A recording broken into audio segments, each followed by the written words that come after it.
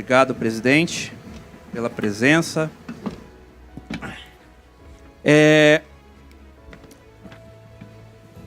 Antes de começar, eu quero fazer uma breve introdução aqui sobre quem é o Marcos Pereira, com quem eu tenho a honra e o orgulho de, há 10 anos, trabalhar junto dele. Passamos por diversos desafios ao longo desse período.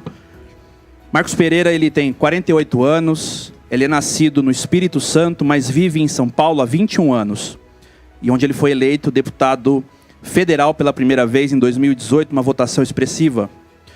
Ele foi presidente executivo, vice-presidente executivo da Record TV durante quase 10 anos, foi ministro da Indústria, Comércio Exterior e Serviços, e é o nosso grande líder na construção do nosso partido. Tem conduzido até hoje esse trabalho. Tem apoiado todas as causas que nós temos proposto, inclusive este evento, que eu parabenizo a Fundação Republicana, na pessoa do nosso presidente Renato Junqueira.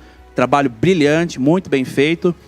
Guto e Léo, que tiveram também um trabalho focado em desenvolver esse projeto, né, convidando inclusive o Luiz Felipe Pondé. E antes da gente começar, presidente, as perguntas, eu abro para o senhor fazer a sua saudação inicial nesse momento. Muito obrigado, Diego Polacchini. Obrigado a todos. Uma boa tarde a todos que estão nos acompanhando presencialmente aqui, com devido distanciamento, e também virtualmente. Quero parabenizar a Fundação Republicana Brasileira, na pessoa do Renato Junqueira, presidente, até então presidente da Fundação, que hoje, né, daqui a pouco vai passar a presidência para o Rosenberg, por questões legais e estatutárias. Parabenizar também o Rosenberg, parabenizar todos os organizadores do evento. Eu tenho informações de que foi um sucesso, todas as participações até então, sucesso inclusive de audiência, de público, e isso mostra o comprometimento do nosso partido com as pautas importantes que precisam ser debatidas para o nosso Brasil. Muito obrigado. Muito bem.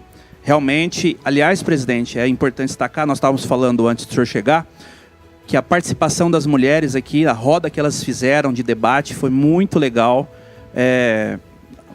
altíssimo nível, representa exatamente todo aquele valor que o senhor sempre pregou desde o início, que a mulher ela realmente tem voz, ela tem espaço, e o Republicanos é o partido da mulher. Bom, entrando diretamente já nas perguntas, nós percebemos, presidente, nesses últimos anos, sobretudo nesses últimos 4 anos, propriamente dito, o ressurgimento da direita no Brasil, do que nós estamos chamando de direita. Depois de um longo período aí de hibernação, sobretudo diante dos governos do PSDB e do PT, que são partidos de centro-esquerda e de esquerda, e respectivamente, né? O senhor acha que essa direita, que ainda está em construção no Brasil, ela vai conseguir se firmar no país como uma alternativa permanente diante das frentes de centro e de esquerda, que elas já estão até, digamos, mais consolidadas ao longo dos anos? Diego, olha, primeiro eu acho que é importante que a sociedade brasileira aprenda e compreenda a separar o que vem a ser uma direita, essa nova direita mais extremista, do que uma direita mais equilibrada, uma direita mais conservadora. Porque houve uma confusão muito grande nesses últimos, como você mencionou, 4 anos. Essa direita que emergiu aí nos últimos 4 anos e que se consolidou, não se consolidou, mas que se firmou no poder, porque consolidação depende de um tempo mais longo, que se firmou no poder com a eleição do presidente Bolsonaro.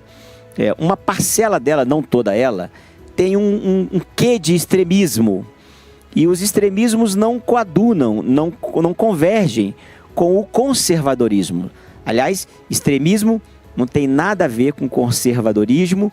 Os conservadores clássicos, eles são mais equilibrados, eles são moderados, eles são defensores do fortalecimento das instituições, da democracia.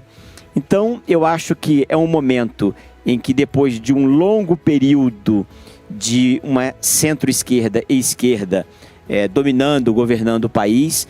Emerge agora uma direita, um pouco mais à extrema-direita, e isso para trazer mais adiante, penso eu, daqui a pouco, daqui a alguns anos, uma direita mais ao centro, mais ao equilíbrio, mais próximo do conservadorismo clássico que surgiu na Inglaterra no século XVIII, que surgiu com grandes pensadores também nos Estados Unidos e no Velho Mundo. Muito bem. O Pondé, aliás, falou muito bem sobre isso, né? Sobre essa questão, ele enfatizou muito. E, aliás, a palavra que surgiu, né, que mais foi mencionada nesse momento foi a prudência, né? Então, os conservadores têm como característica a prudência, o refletir, né? Pensar com mais calma, com mais equilíbrio, com mais moderação e ser esse fator de equilíbrio de um processo político. E já entrando especificamente assim nas questões do partido, como foi mencionado na introdução da Ellen, nós mudamos o nome do partido, nós mudamos o manifesto em 2019, e isso tornou mais claro esse nosso pensamento, esse viés, eu vou chamar de viés ideológico, né? Já como um partido conservador, porque nós somos de fato, né, ao longo do tempo, nós nos comportamos desta forma, mas isso não estava tão claro no nosso manifesto.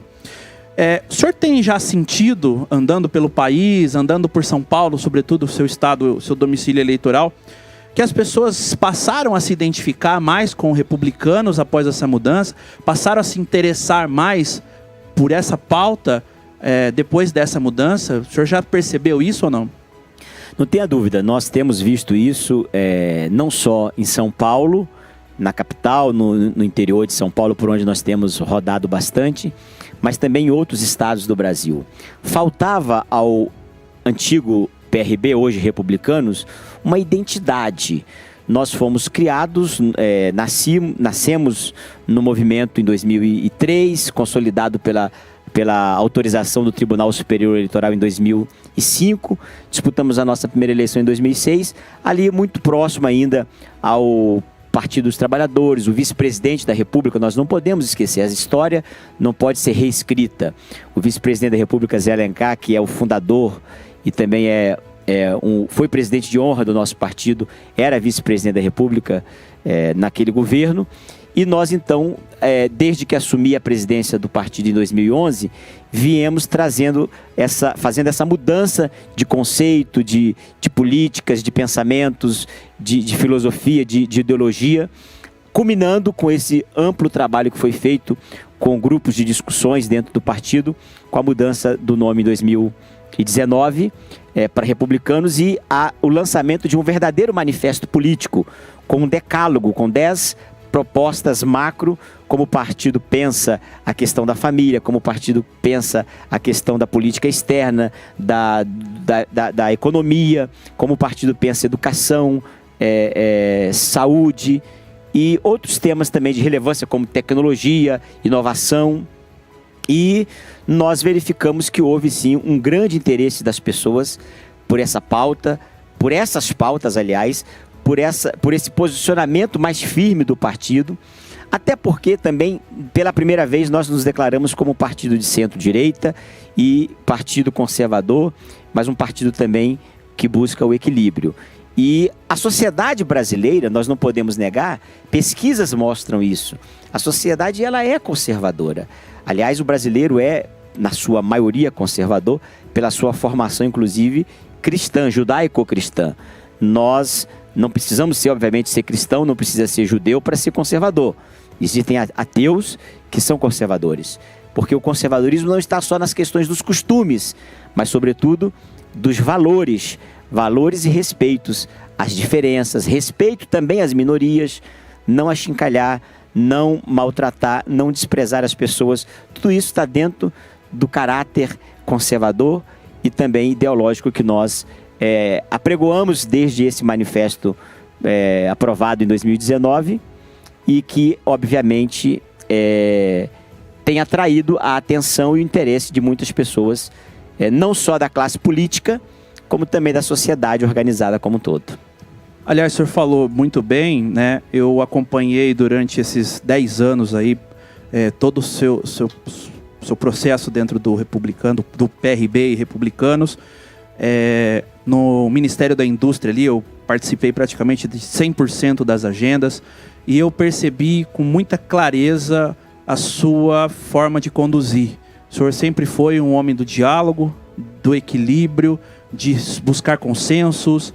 Eu acho que o senhor representa muito bem esse valor que nós tentamos passar para frente dentro do partido. É óbvio que conflitos políticos, eles vão existir, sobretudo quando você está disputando o poder, é normal, faz parte do processo ser situação, ser oposição, mas a gente não perde a essência. Então eu lembro, por exemplo, esse caso acho que vale a pena até mencionar, não está no nosso script, quando ele foi chamado para resolver o problema do café, né? Teve um embate entre produtores de café do país, Espírito Santo, Acre, Rondônia, porque não queriam, obviamente, que o café fosse importado de um outro país. E não entravam num consenso, chamaram quem? Marcos Pereira, para resolver o impasse do café. Aliás, era bom o senhor dar uma pincelada sobre isso, foi engraçado aquele episódio, mas demonstra esse caráter conciliador e, aliás, de resolução de problemas, né? É interessante você lembrar esse episódio. Houve um embate entre a indústria de café solúvel e os produtores de café. Eles entendiam que não havia, a indústria entendia que não havia grãos de café no Brasil para poder processar as cápsulas de café. E queriam importar do Vietnã. E os produtores diziam que não, que tinha café sim e que não poderia permitir a importação. E, paradoxalmente, eu fiquei do lado dos produtores e o ministro da Agricultura do lado da indústria. E, no final, conseguimos resolver a questão da melhor forma possível. Depois tivemos também o embate do leite, importação de leite do Uruguai. São temas interessantes que mostram que o equilíbrio, que mostra que o bom senso, o pragmatismo, a proatividade são sempre bem-vindas. Eu me lembro, Diego, você deve lembrar, porque como você mencionou, você praticamente acompanhou 100% das agendas que fizemos no Ministério. Na primeira reunião com os secretários, eu disse para eles, eu quero 3 coisas de vocês: pragmatismo, proatividade e celeridade nas decisões, porque o Brasil tem pressa. Muito bem. Tem muita história. O Guto sabe também, participou de boa parte delas, né, Guto? A gente teria história para contar aqui até o amanhecer, mas esse é um outro assunto. Antes de continuar, presidente, é possível colocar o pessoal que está acompanhando virtualmente aqui para o presidente dar um oi? É possível? Cadê? Presidente, estão acompanhando. Aí, pessoal. Cadê? Boa tarde a todos, boa tarde. Tem gente do Brasil inteiro, presidente. Estão acompanhando, ó. Que Cidade bom. Ocidental, Ceará. Espero que estejam todos gostando. Tá todo mundo gostando? Eduardo, gostaria de fazer uma menção. O presidente Marcos, o Eduardo Verrone, coordenador da subseção da FRB São Paulo, tá aí também, viu? Tá acompanhando. De tá lá no pertinho, cantinho, lá, ó. Isso, o Eric Teixeira ali de São Paulo também. Muito bem. Matheus Braga. É isso aí. Anderson. É isso. Muito bem. Presidente, entrando mais especificamente agora num tema um pouco mais polêmico, mas não podemos deixar de mencionar, em algumas ocasiões, e a mais recente agora envolvendo um deputado que deveria lutar pela liberdade, pela democracia e não o contrário, nós vimos pessoas que se intitulam de direita, conservadores, lutando por causas estranhas ao conservadorismo, né? Como, por exemplo, reivindicando a volta da ditadura. O Pondé foi muito enfático em relação a isso. Aliás, a gente estava até comentando ali depois, né, com os vídeos que a gente já viu dele em outras ocasiões. Ele brinca, ele fala assim, você está pedindo a ditadura? Você é um idiota. Ele não tem meias palavras. Você é um idiota, né? O que o senhor atribui a esse comportamento, muitas vezes, de uma pessoa que se declara conservadora, ou que ela se declara qualquer coisa, mas os seus atos, diferente, por exemplo, do exemplo que nós demos aqui em relação ao senhor, elas agem de forma diferente daquilo que se prescreve ali, aquele viés ideológico. O senhor acha que isso aí é simplesmente falta de conhecimento ou é má fé? Eu prefiro, Diego, achar e entender que é falta de conhecimento. Eu não acredito que as pessoas Eu prezo pelo princípio da boa-fé, eu prestigio sempre o princípio da boa-fé. Então eu prefiro não acreditar que seja má-fé, mas falta de conhecimento aos marcos teóricos sobre conservadorismos, sobre temas que trazem alusão ao que foi a ditadura, pessoas muitas das vezes que nem viveram ou que não leram a ditadura. Eu não vivi praticamente a ditadura, porque nasci em 1972, então eu ainda era muito criança, não tive participação, peguei ele já o final praticamente, quando eu era adolescente. Mas li e compreendi o que a história registrou. Então, quem viveu, quem leu, sabe que a ditadura não foi bom e não é boa em lugar nenhum onde ela existe. Se elas podem fazer esse extremismo e muitas das vezes até o exagero da crítica como foi, é porque estamos numa democracia, num estado em que você tem a livre manifestação de pensamento e que você pode expressar as suas ideias livremente. Óbvio que com limites, nenhum direito é absoluto, nenhum direito à vida é absoluto, tanto que a pessoa pode matar, desde que seja em legítima defesa.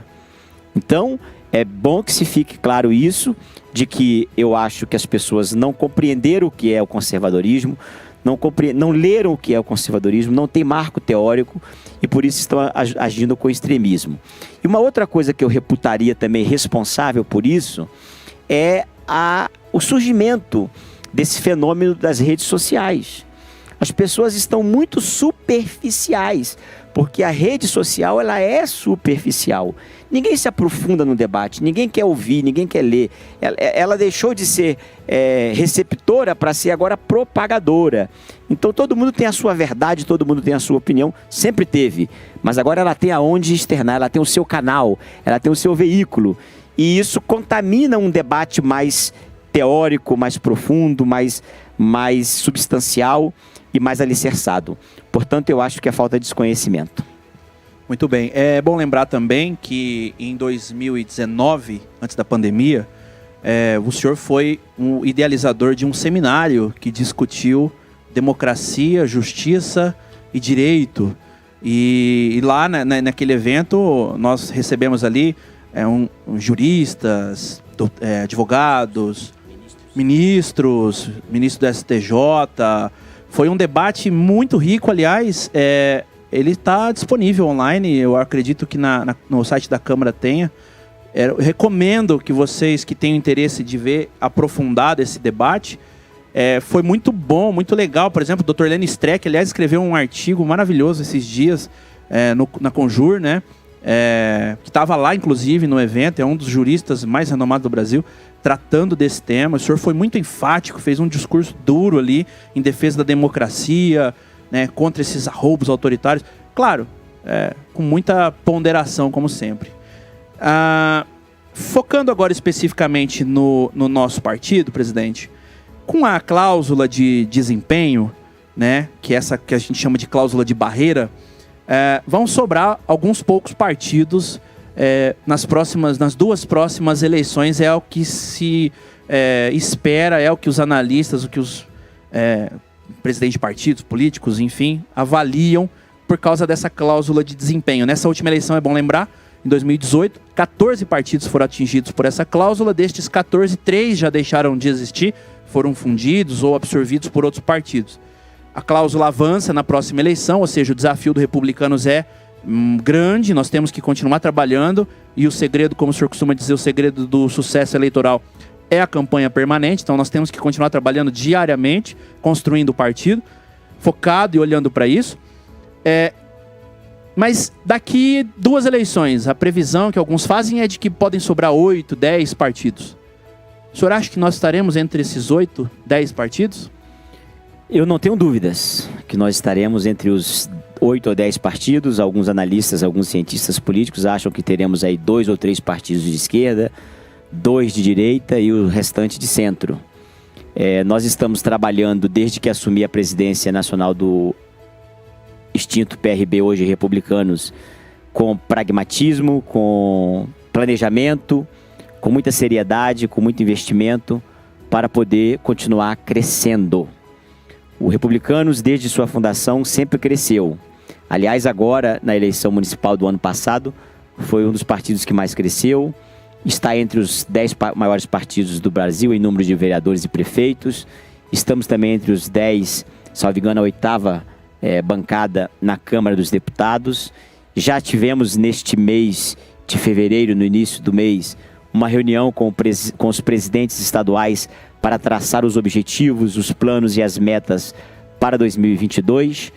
E eu tenho muita confiança que nós vamos, em 2022, ultrapassar a cláusula de desempenho. Aliás, tem uma matéria hoje num dos jornais que li sobre os partidos que, se a eleição de vereadores fosse contado como cláusula majoritária, como cláusula de barreira, os partidos que teriam vencido e os que não teriam vencido a cláusula de desempenho.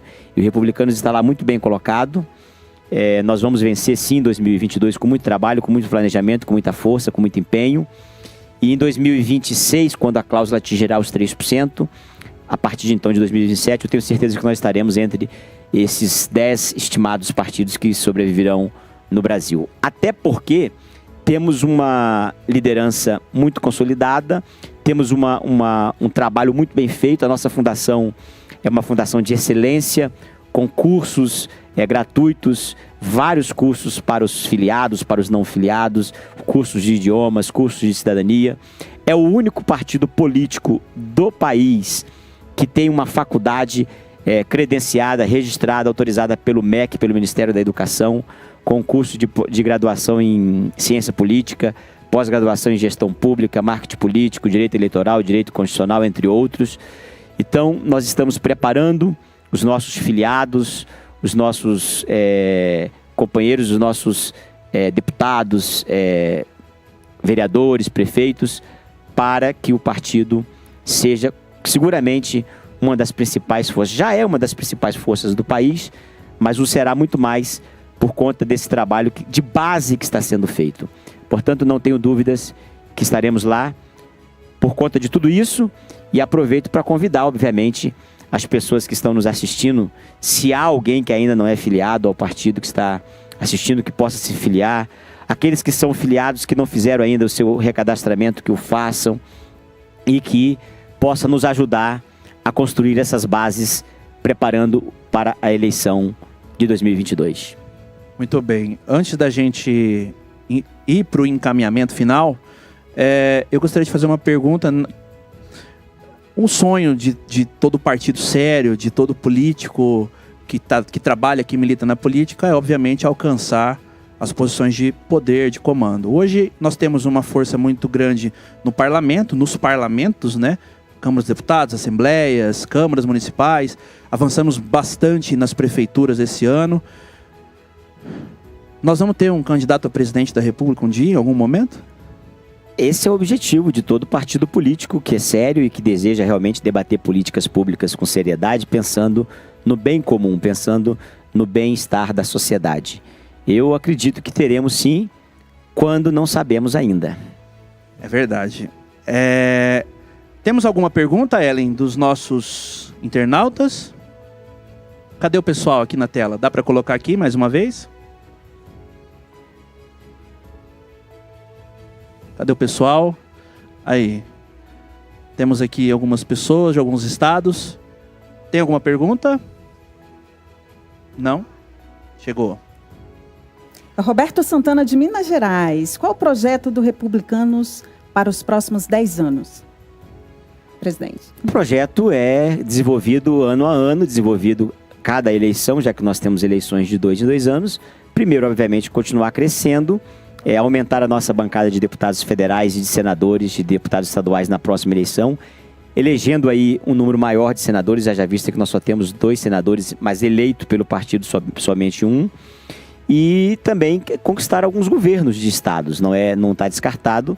Nós trabalhamos aí para conquistarmos aí pelo menos uns 3 ou 4 governos de estados, e no futuro mais adiante, já que a pergunta é para os próximos 10 anos, obviamente o governo federal, que é a intenção de, como eu disse na pergunta anterior, de todo partido que quer e que precisa crescer e continuar debatendo o bem-estar do seu país. É importante destacar que esse trabalho depende muito de quem está lá na ponta, no município, né? Aliás, o Republicanos tem sua origem como PMR, Partido Municipalista Renovador, somos municipalistas, entendemos que as pessoas, a primeira necessidade das pessoas é no município, portanto, temos um trabalho muito focado no desenvolvimento das cidades brasileiras. Então, esse trabalho depende essencialmente de cada um, aí na ponta, aí na sua cidade, na sua comunidade. Nós fazemos esse trabalho, ele dá muito mais trabalho, é verdade, mas é o trabalho que não se dissolve com o tempo, né, presidente? Temos mais uma pergunta aqui. É a última. Carlos Rodrigues, de Santa Catarina. Presidente, olá. Gostaria que o senhor explicasse como foi a transição do PRB para republicano. O senhor já falou um pouquinho sobre isso, mas só para registrar a pergunta do Carlos Rodrigues. Nós fizemos, Carlos, um estudo. Há um movimento mundial de desgaste do nome partido político. Recentemente eu até recomendo para todos que estão nos acompanhando uma série do Netflix chamada Borgen, que fala sobre a política na Dinamarca, a primeira-ministra dinamarquesa, a primeira mulher ministra dinamarquesa. E os partidos lá parecem até que você está no Brasil. Podemos, Solidariedade, Avante, são todos nomes assim como hoje está no Brasil. E nós então entendemos que ficaria um pouco mais suave, mais leve, eliminar a palavra partido e adotar o nome apenas republicanos, com as características e os viés do republicanismo e do conservadorismo. O partido nasceu lá, como eu disse anteriormente, em 2003, sendo homologado em 2005, como PMR, você mencionou, Diego, Partido Municipalista Renovador. Por sugestão do Zé Alencar, passou a ser Partido Republicano Brasileiro, PRB, e agora Republicanos, muito mais para trazer uma oxigenação, uma renovação, e porque também pela primeira vez trouxe um manifesto político, como eu mencionei, com bastante clareza do que pensa e do que deseja e do que prega o partido. Eu acho que o grande motivador da mudança foi isso, trazer e fixar os pensamentos ideológicos e as linhas mestras que o partido defende, já que no nosso manifesto anterior era muito genérico. O manifesto político da criação do então PMR dizia mais ou menos assim: o partido é a favor da educação, mas quem é contra a educação? O partido defende a segurança pública, mas quem não defende a segurança pública? Agora nós especificamos mais detalhadamente como defendemos, por que defendemos, o que queremos, o que pensamos.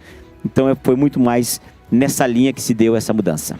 Muito bem, eu gostaria de aproveitar, já que nós estamos falando desse assunto, de mencionar, obviamente, todos que participaram daquele grupo de debate. O senhor determinou que nós criássemos um grupo de estudo, de discussão. O senhor disse, não vou participar para não influenciar, mas darei o voto final junto com a executiva nacional. Então, nós tínhamos no grupo o próprio Guto Ferreira, o ex-ministro Marco Jorge, hoje secretário de Fazenda lá de Roraima, o Renato Junqueira, o Mauro Silva, depois chegou o Léo Reisman, esqueci de alguém? Evandro Garla. O Evandro Garla, como é que eu posso esquecer do Evandro? Meu pai. Evandro, me desculpa, hein, pelo amor de Deus. O Leonardo Barreto participou de... Nós convidamos alguns especialistas de algumas áreas, economista, cientista político, para nos ajudar e para criar ali uma baliza. Aliás, presidente, eu vou revelar um bastidor aqui. Nós tínhamos as discussões, em alguns momentos elas iam para um calor, né? Porque é muito nosso isso, né? Mas era bom porque a gente acalorava ali e depois a gente resolvia. A gente tinha muito claro, assim, quem era mais à direita e quem era mais à esquerda. E é incrível como que tinha, né, cada etapa. Tinha o mais à direita, depois tinha um centro-direita, depois tinha um cara no meio, um mais à centro-esquerda e o mais radical à esquerda. E a gente conseguiu trazer um equilíbrio para essa discussão. Foi muito legal. Eu acho que foi uma experiência riquíssima. Né, Guto? E, poxa, eu fiquei muito satisfeito, muito feliz de poder participar disso. E o senhor depois, vamos fazer a apresentação, sugestão da mudança do nome, logotipo, o próprio manifesto, depois levamos para a Executiva Nacional. Aliás, foi um dia muito legal, porque quando nós apresentamos o nome, né, porque nós estávamos segurando, quando nós apresentamos o nome na tela, todo mundo bateu palma, foi uma coisa assim bem forte, que era realmente um desejo de todo mundo, né? Então, quero deixar isso registrado e dizer que foi realmente uma experiência rica e não foi uma coisa superficial. Eu lembro muito bem que o senhor dizia, nós não vamos mudar de nome pelo simples fato de mudar de nome. Aliás, quem mudava de nome, os partidos que mudavam de nome num passado não muito distante, mudavam porque ou estavam desgastados, ou porque tinham problemas, ou enfim, ou queriam reformular, repaginar. Não era o nosso caso. Nós estávamos em uma crescente, aliás, talvez um dos únicos partidos que cresce desde a sua fundação, mas nós ainda assim entendemos que era necessário fazer essa mudança. Então, deixo aqui registrado esse pequeno bastidor, tem muito mais história. Daria um livro, acho que a gente pode começar a pensar em escrever esse livro, né? E essa é a história do nosso partido, que muito nos orgulha. Presidente, eu quero encerrar aqui. Deixo o senhor para uma saudação final, antes da gente poder encerrar essa etapa. Muito obrigado, é uma satisfação poder participar com todos vocês. Eu gostaria, Ellen, de dar uma sugestão, já que não pudemos gravar a mensagem da semana, que essa entrevista ficasse no link como a mensagem da semana e ela pudesse ser espalhada depois para o mail, para todos os filiados, até para aqueles que não puderam participar ao vivo, tenham essa entrevista e esse momento como a mensagem da semana do presidente. Nós estamos juntos, estamos trabalhando pelo Brasil. Às vezes somos mal compreendidos em certos momentos. Tivemos aí uma reclamação, uma chiadeira, Diego, nas redes sociais por conta da votação ampla do partido em favor da prisão, da manutenção da prisão do deputado Daniel Silveira. Mas foi algo feito, debatido com a bancada, foi feito com bastante prudência, com bastante racionalidade. Houve exagero de ambas as partes. Eu não elimino aqui críticas ao Supremo Tribunal Federal. Existem críticas que devem ser feitas, sim. Há, sim, uma luta grande contra a majoritária do Supremo, porque às vezes a gente aprova determinadas leis no Parlamento e o Supremo monocraticamente tira essas leis de vigência com liminares, alguns ministros. Nós vamos debater isso também no Parlamento, porque não pode haver uma sobreposição de poderes. O que tem que haver é harmonia. Eu sempre costumo dizer que quando há desarmonia, há inconstitucionalidade, porque a Constituição diz que os poderes são independentes. São independentes, mas tem que ser harmônico. Se nós não fizéssemos não colocássemos um freio no exagero, nas manifestações que vinham sendo feitas, das formas que vinham sendo feitas, como o faremos também agora com algumas medidas que vamos aprovar na Câmara nos próximos dias e no Senado, para também segurar um pouco o ativismo judicial, não só do Supremo, mas das Cortes Superiores, nós não poderíamos estar num estado de harmonia. E aí haveríamos uma inconstitucionalidade. Portanto, foi necessário, não foi fácil, foi cortar na própria carne. O presidente da Câmara disse recentemente que era cortar, a Câmara nessa semana acabou cortando uma perna, mas é necessário para que as instituições funcionem e que a gente possa trazer tanto o extremismo da esquerda quanto o extremismo da direita um pouco mais para o centro, porque o centro está, no centro está o equilíbrio. Portanto, fica aí essa mensagem. E eu peço a confiança de todos vocês que me assistem, que me ouvem, que nós estamos aqui no calor do debate, no frigir dos ovos você tem que tomar decisões difíceis, mas tomaremos sempre pensando num bem maior, que é o bem da coletividade.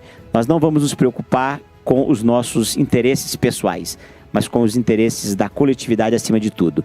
E todos os que estiverem dos lados dos extremos, seja da extrema direita, seja da extrema esquerda, contarão com o nosso apoio para poder chegar mais para o centro.